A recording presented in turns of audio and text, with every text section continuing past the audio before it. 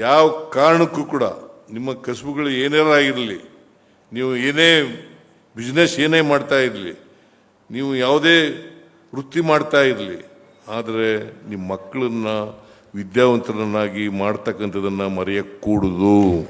ಯಾವ ಕಾರಣಕ್ಕೂ ಕೂಡ ಮರೆಯக்கூಡುದು. ವಿದ್ಯೆ ಇಲ್ಲೇ ಹೋದರೆ ಈಗ ನಾನು ಮುಖ್ಯಮಂತ್ರಿ ಆಗ್ಲಿಕ್ಕೆ ಸಾಧ್ಯ ಆಯ್ತಿತ್ತ? ಬಂಗಾರಪ್ಪನವ್ರು ಮುಖ್ಯಮಂತ್ರಿ ಆಗ್ಲಿಕ್ಕೆ ಸಾಧ್ಯ ಆಯ್ತಿತ್ತ? ದೇವರಾಜ ಅರಸರವರು ಮುಖ್ಯಮಂತ್ರಿ ಆಗ್ಲಿಕ್ಕೆ ಸಾಧ್ಯ ಆಗ್ತಿತ್ತ? ವೀರಪ್ಪ ಮೊಯ್ಲಿಯವರು ಮುಖ್ಯಮಂತ್ರಿ ಆಗ್ಲಿಕ್ಕೆ ಸಾಧ್ಯ ಆಗ್ತಿತ್ತ? ಎಸ್.ಎಂ. ಕೃಷ್ಣ ಅವರು ಮುಖ್ಯಮಂತ್ರಿ ಆಗ್ಲಿಕ್ಕೆ ಸಾಧ್ಯ ಆಗ್ತಿತ್ತ? ದೇವೇಗೌಡರು ಮುಖ್ಯಮಂತ್ರಿ ಆಗ್ಲಿಕ್ಕೆ ಸಾಧ್ಯ ಆಗ್ತಿತ್ತ?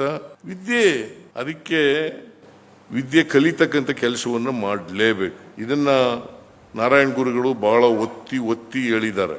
ವಿದ್ಯೆಯಿಂದ ಸ್ವತಂತ್ರರಾಗಿ, ವಿದ್ಯೆಯಿಂದ ಸ್ವತಂತ್ರರಾಗಿ.